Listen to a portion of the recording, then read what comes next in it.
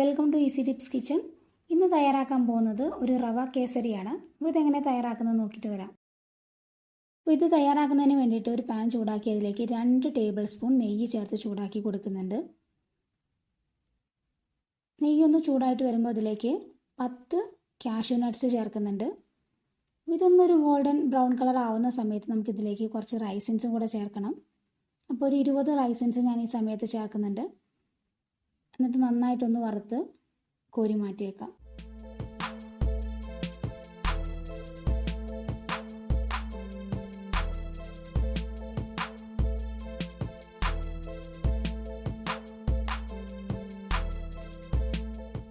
ഇനി ഈ നെയ്യിലേക്ക് 1 കപ്പ് റവ ചേർത്ത് കൊടുക്കുന്നുണ്ട്. ഒരു 3 മിനിറ്റ് ചെറിയ തീയിലിട്ടിട്ടൊന്ന് വറുത്തെടുക്കാം. ശേഷം വേറൊരു പാത്രത്തിലേക്ക് മാറ്റാം.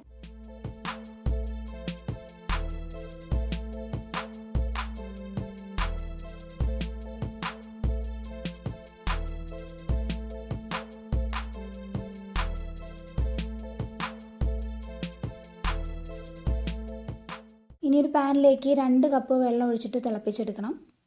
അടച്ചു വെച്ച് കഴിഞ്ഞാൽ പെട്ടെന്ന് തിളച്ചിട്ടും.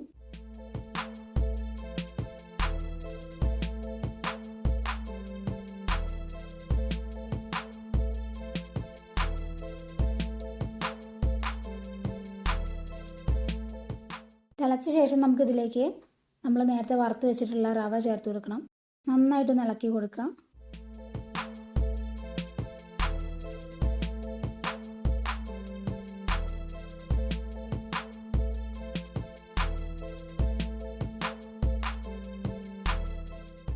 വെള്ളമൊക്കെ വറ്റിയൊന്ന് ജസ്റ്റ് ഒന്ന് വെന്ത് വരുന്ന സമയത്ത് ഇതിലേക്ക് 3/4 കപ്പ് പഞ്ചസാര ചേർത്ത് കൊടുക്കാം.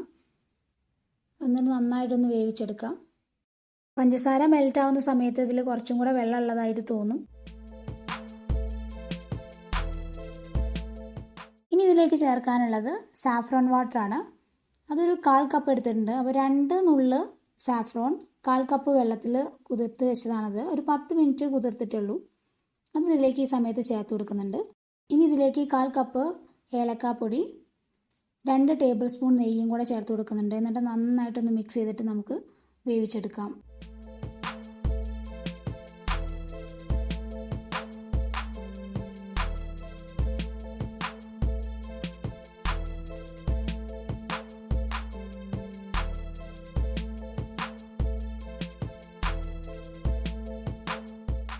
ഇപ്പോൾ വെള്ളമെല്ലാം വറ്റിയിട്ട് റെഡിയായിട്ട് വന്നിട്ടുണ്ട്. ഇനി ഇതിലേക്ക് നമ്മൾ നേരത്തെ വറുത്ത് വെച്ചിട്ടുള്ള കാഷ്യൂസും മുന്തിരിയെല്ലാം ചേർത്ത് കൊടുക്കാം. എന്നിട്ട് നന്നായിട്ട് മിക്സ് ചെയ്ത ശേഷം നമുക്ക് സെർവ് ചെയ്യാം.